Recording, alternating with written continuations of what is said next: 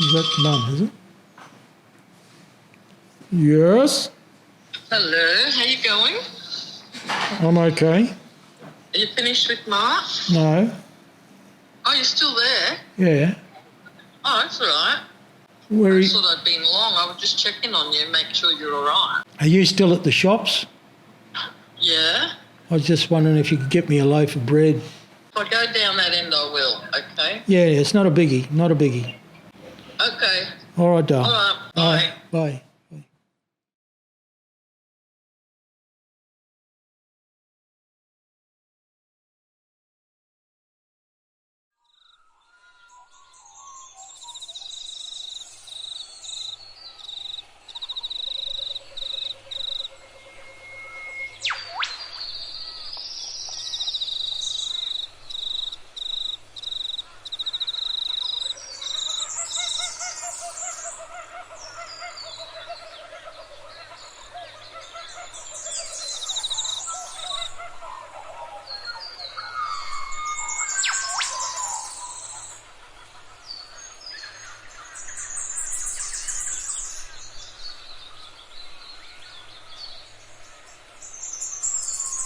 I was born in a small western town, Richmond. We lived there for a while, as I understand it. I can't remember too much.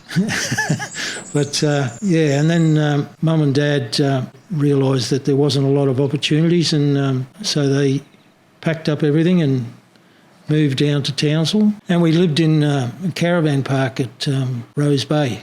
Dad had to get work. They managed to buy a house in Norris Street. My brother and sister obviously came later. Yeah, we had a really happy, fulfilling childhood. You know, like we never really wanted for anything. We never felt that we didn't have any opportunities to do things. Mum and Dad dedicated everything they could to making sure that we had a good opportunity in life. Gazing from my window to the streets below, on a freshly fallen silent shroud of snow. I am a rock, I am an island. I went to school at Munningborough State School. I can remember the first day at school, I thought that was the worst thing that could ever happen. All my freedoms had gone. And now people are going to tell me what to do and how to do it. And I wasn't too happy, so I didn't like school. Sometimes Mum would take me to school and I'd beat her back home, so she'd have to take me to school.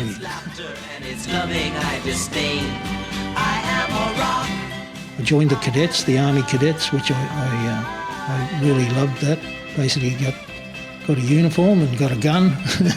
It was good. We used to go out on bivouacs and things like that. I think the first team I was in was 5-stone sevens, because they did it in weights then. And first coach was a good friend of Dad's. But anyway, we won the premiership that year. Centrals was a football club based at Queen's Park. They had a strong senior grouping, but they didn't have any juniors, and ASA didn't have any seniors, so they amalgamated the clubs, and so we became Central's ASA, and I played with Central's ASA right through to seniors. Still got lots of friends who I played with, and sport was the main avenue for entertainment. Dad used to work shift work. That was restricted a little bit, but he always found the time to come and watch us play. And I can remember him finishing, we would make a Townsville representative side and we'd have to go to the Burdekin to play.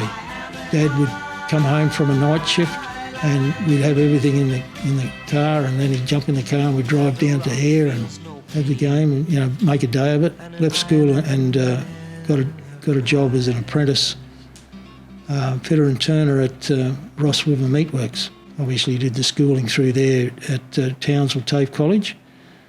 And that was 4 years I was there. Loved the island, always had. Even when we were kids, Dad, every school holiday and that Dad used to get us a hut at the RSL. We'd just disappear into Mum never knew where we were all over the place. when I joined the Lifesavers, then there became another association with the island. That's where everything sort of happened. They didn't have a clubhouse on the mainland here. Their clubhouse was over there. So we would go over straight after work on a Friday and last boat home on a Sunday. Yes, well, lifesaving came when I was at work. I was working one of the fellas there, Glenn Cox, who I'm still friends with, haven't seen him for a while, but he was an apprentice. He was finishing his apprenticeship as I was starting. And Glenn was in the lifesaving, so he got me to join Picnic Bay. And a lot of the guys I was playing football with also were in that club as well. Doug Milliken and Johnny Sad and a few of the others. I'm really pleased that Charlotte and Hugo are taking, they're showing a real interest in it as well. It's a great activity for people, Used to love going fishing. There was a chap lived next door to Joe Bullymore, and he would take me down to National Park. We'd go fishing down there. So as I got older, I used to go down there by myself and that sort of stuff, just fish off the rocks. I can remember when TV first came, it was like, nobody had TVs, and a lot of shops used to put a TV in their window. Sometimes we could convince Mum and Dad to sneak down and have a look, but they didn't like doing it, because you'd get down there and there'd be people with their armchairs all set up out on the footpath watching the TV in the shop, black and white TV. We went to Brisbane a couple of times. We'd all get in a little Morris 1100 and off we go to Brisbane. It was a trip. Yeah, Brisbane was a real adventure for us. Obviously, it was a huge place, But even just going south, like you'd have to get to Rockhampton before you got to a Kentucky chicken place. For some reason, we went to this job exhibition, and I saw this display about a fitter and turner, and I thought, that would be, because you're making things, you're fixing things. And the Ross River Meatworks, where I served my apprenticeship, it had mountains of machinery. Everything you can think of, it had it. And a lot of it was old, so you had to do a lot, and you couldn't get parts, so you had to make parts. I went from the Ross to the copper refineries. Dad worked out at the copper refineries. Where you worked on those machines. That's all you did. Drinking age was 21. So obviously from the time you got your driver's licence at 17 to 21 is 4 years. So nobody didn't drink. Everybody drank, So the Lifesavers was having a presentation night. I saw this girl standing at the door, and I thought, my God, look at that. And I'd seen your mother around, and I was a little bit infatuated by her. And anyway, I saw her there, and she looked so lost. So I said, "Hey, you come over here, I've got a seat for you." So she came over and sat on my lap. After the do, we went out to Glenn Cox's place. He lived out at Pelleranda.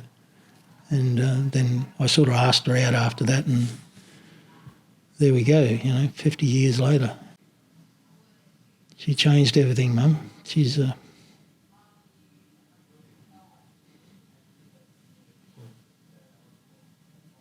We bought this place in Joyce Street, 3-bedroom, and bought it off Kern Brothers. We did the painting and painted the house and did all the bits we could. So as you can see, we're pretty young, and but I had a job, which was, we were okay. We got the house. We had to go without lots of things. We always had meals, and everybody was happy, and we had everything we needed, but we didn't have anything spare. If we went on holidays, we always went to Brisbane and stayed with Nan and Pop and that. So football became a big part of my time then. Like, I got picked in the Foley Shield side, like the Townsville representative side, played Foley Shield, and I won Central's Player of the Year that year, 1973, so I had a pretty good year that year. Estates were rebuilding, and they got me to come across there. I remember they offered me a sign-on fee, and I'd never ever thought of playing for money. We We won the premiership that year. It was a big, big deal. Previous time that Estates had won the premiership was something like 1952 or 53. So 76 we got into the grand final again, and then Centrals beat us that year. 77 I didn't play 77 because I had bad ankles, and we won the premiership again in 78, and also played in the Foley Shield final that year. We lost that against Cairns, and South had all these gun players. And some of the boys that they had turned out to be guns, like Gene Miles is probably one of the better players ever to play up here. We beat them, and we weren't expected to win. And when it came to present the trophy to us, they didn't have the trophy because they'd already had it over at South's clubhouse. It was a bit rude. Being the main breadwinner, it was just too risky, you know. Like, I'd seen people, you know, with broken legs and arms, missing work and things like that, and I thought I just couldn't take the risk. We started playing touch football, which was good. I left the refineries and went to BOC. At that time it was CIG, that would have been 76,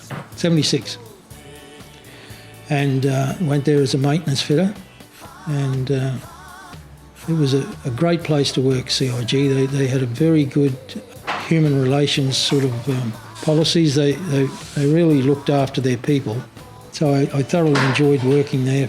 So this job came up in Bougainville. I said, oh my God, you know.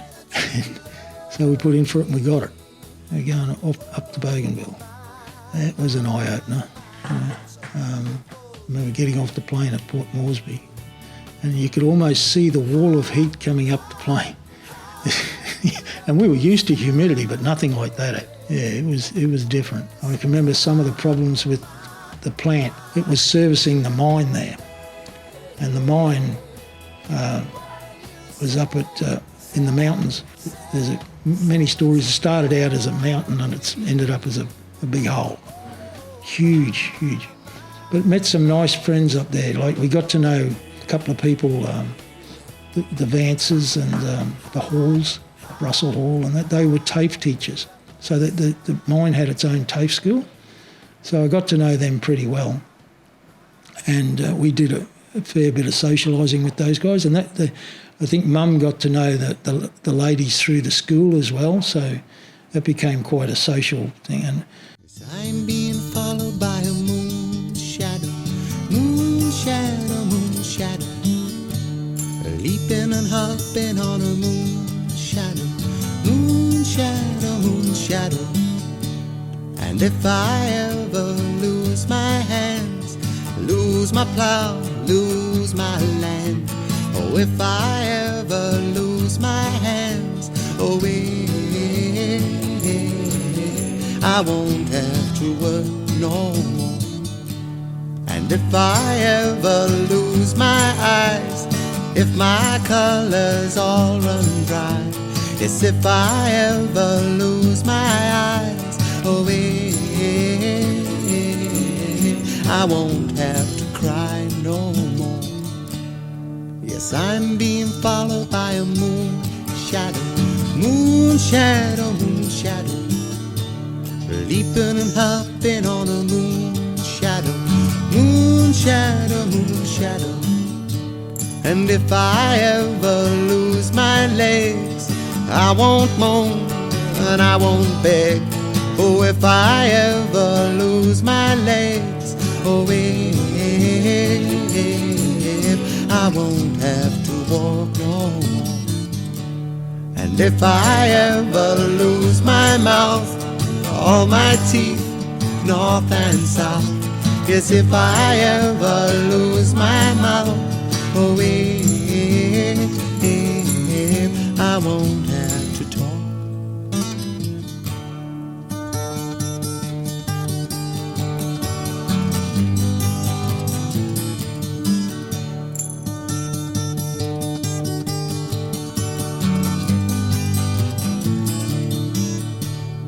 Did it take long to find me?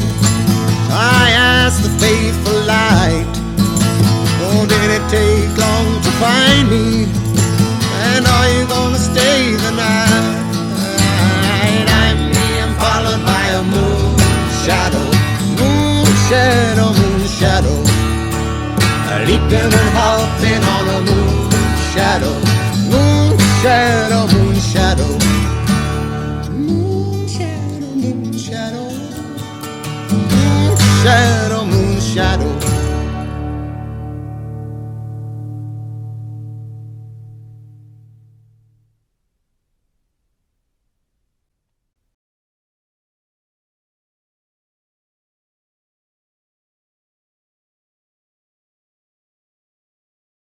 the Japanese Admiral Yamamoto had been shot down and killed on Bougainville.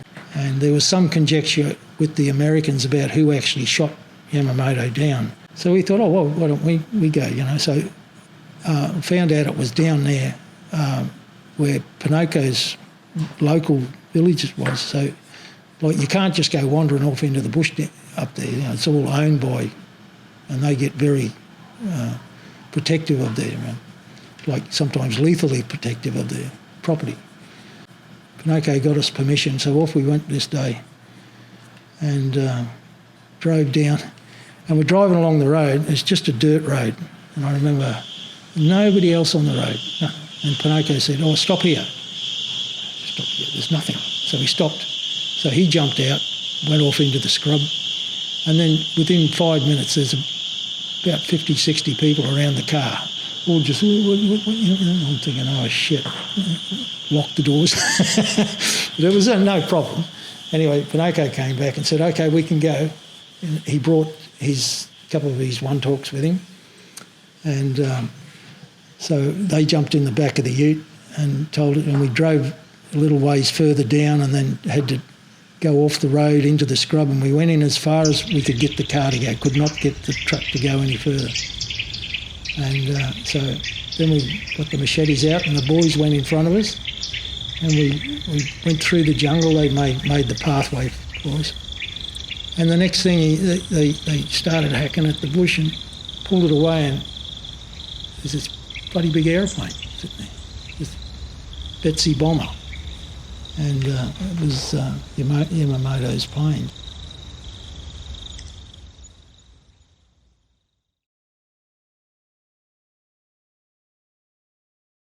But anyway, we left Bougainville and came back to Townsville and lived back in Joy Street for a little while. The job came up in Tasmania as a work superintendent in Launceston, running the ASU plant and cylinder filling there. And again, they flew us down, have a look at the place. And so we went to Tassie, bought a house in Boynton Hill Road. Yeah. We made some fantastic friends there, and like obviously you guys grew up. And then I remember we went up to top of Mount Lomond and had to go up this thing called Jacob's Ladder, which is a switchback road up this thing. And Nan was with us, and she was going off at the back, yeah, I'm not taking my grandkids up there. So we got up there and we're all in the middle of the snow, and Kate was like this. She wouldn't move. She hardly even move her eyes. But we had the experience of getting into the snow and mucking around. That was quite fun. Once we got into our own house and we got the wood-fired heater and all that sort of stuff, we were okay. We lived in quite a nice area. It wasn't very far from work. It was close to schools and had a nice view of the city at night.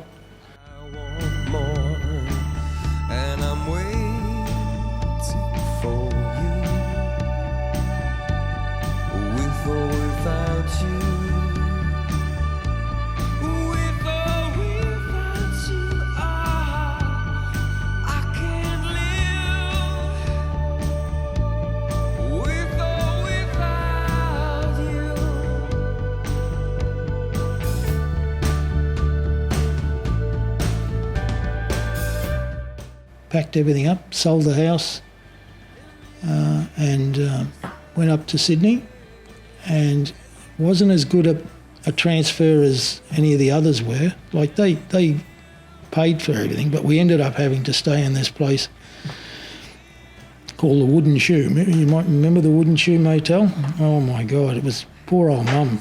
She had to deal with, 4 kids, trying to live in a hotel room, cook.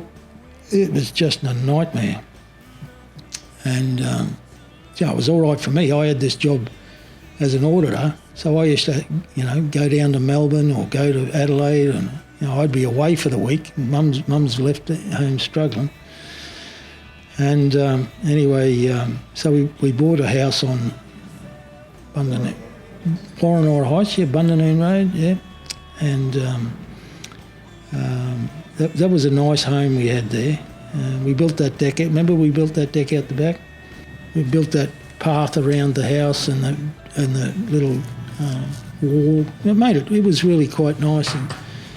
But, you know, we were paying, in those days, the interest rates on a home loan was, you know, 17, 18%. I said to Fred, look, we can't afford this. It was, you know, we pretty much used up all our savings that we gained out of spending that time in New Guinea. It was expensive.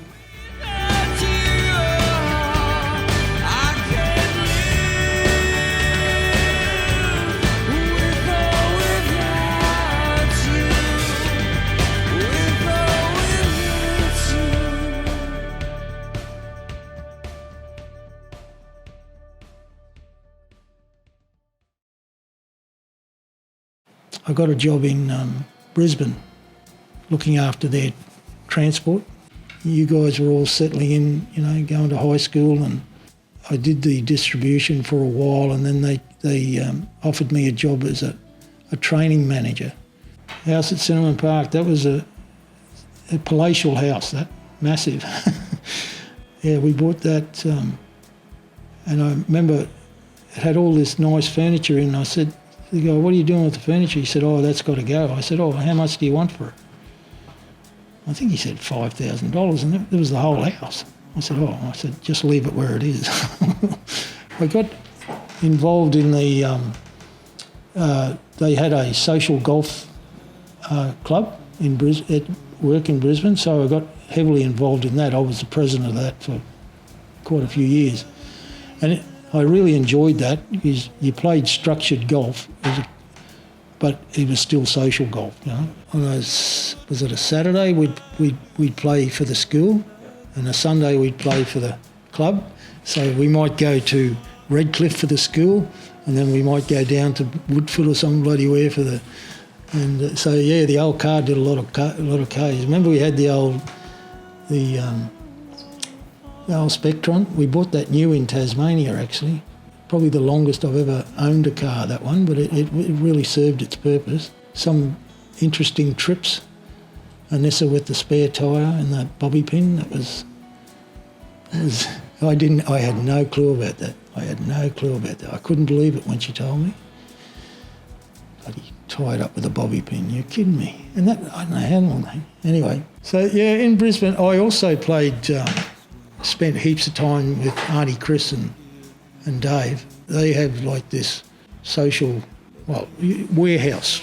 Like on a Friday night, you used to play, I think it was 4th or 5th grade. And so I thought, I can give this a go. And I was bloody 39, so I had a season of rugby union at 39, and we won the premiership actually.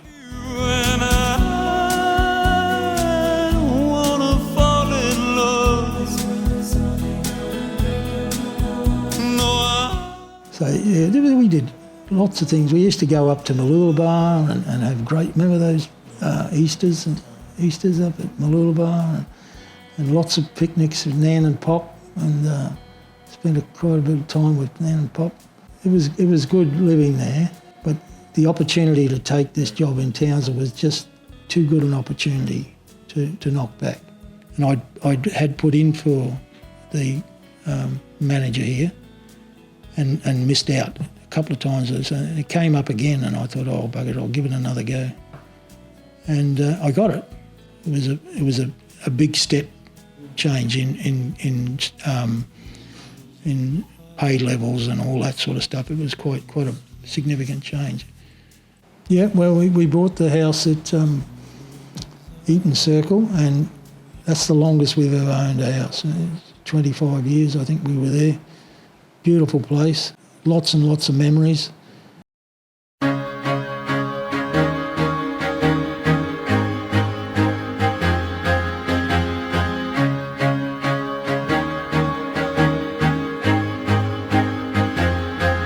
used to rule the world, seas would rise when I gave the word. Now in the morning I sleep alone, sweep the streets I used to own.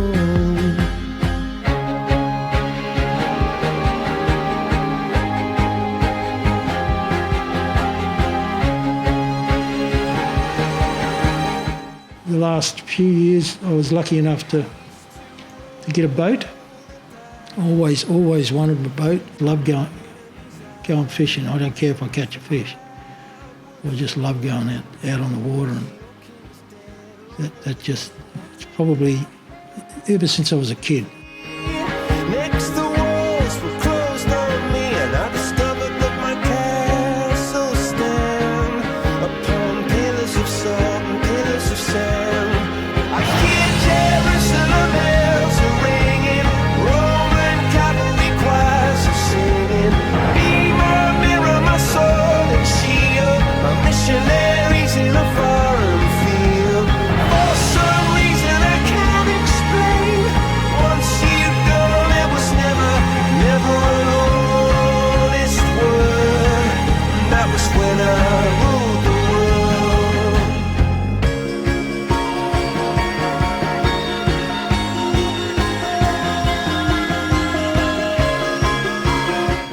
One of the best trips I ever had overseas, one of the only ones, we went over to see Brendan and Kyla in Dublin.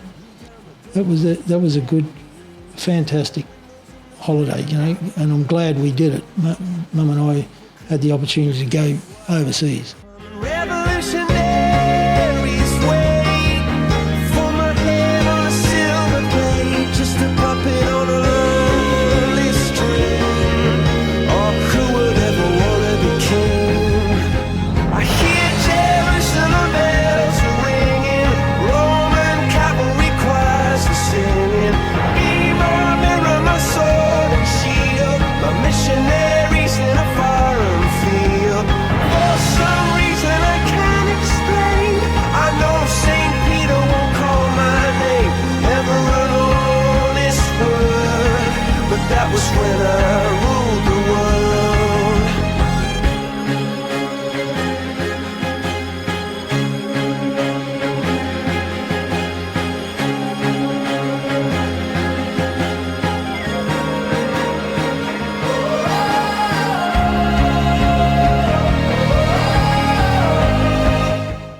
To me, I often sit back and think how, if I've done nothing else, having the family with that sort of strength is makes me feel really proud.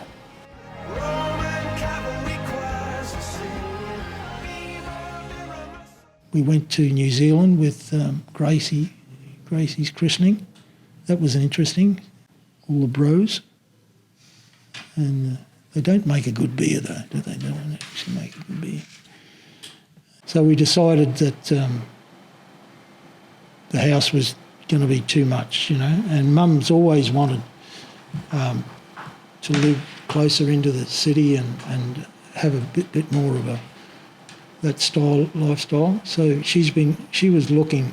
She put in so much effort to try and find a place, and we've been lucky to drop into this place we've got now in Primrose Street, and we just love it. It's like being on holidays every day almost. I remember when I first came up here, the ability to go and watch the Cowboys, we just loved those early years, Like, if they had a win, it was such a big deal. And because I always sort of liked the Broncos too. Like when we were in Brisbane, we went to quite a few Broncos games. But North Queensland, that's where you're from. It's great to have that, But I do enjoy watching them. I enjoy that part of, I enjoy the football.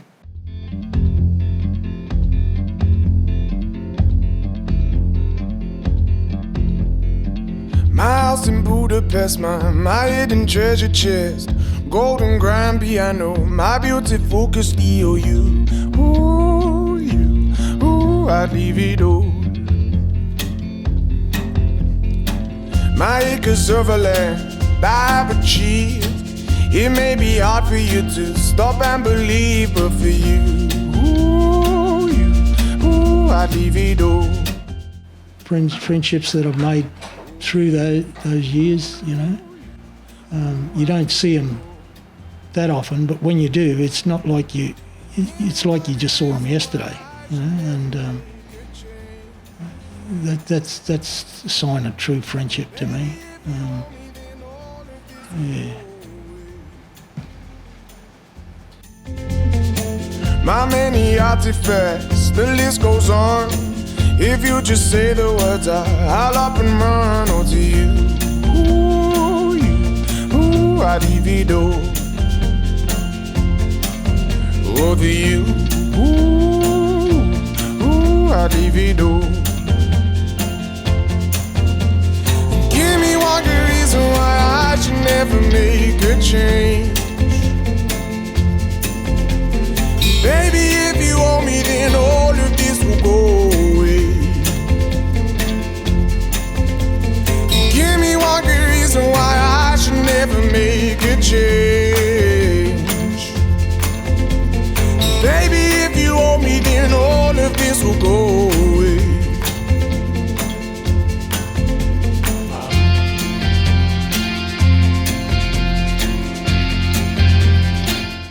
Like, your mother's been the absolute best thing that ever happened to me. I just don't know how I would have got through anything without your mother being there. I don't think I could have a stronger feeling for another person than I do with your mum.